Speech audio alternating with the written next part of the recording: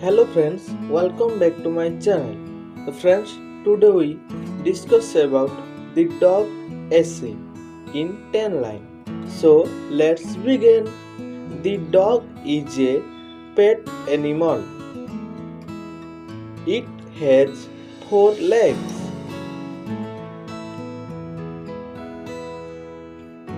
The dog eats bones, bread and rice. It drinks milk also. It has two ears, two small eyes, and a tail. It has different colors.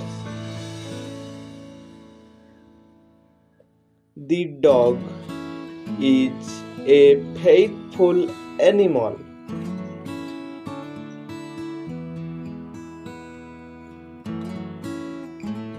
It does not sleep at night.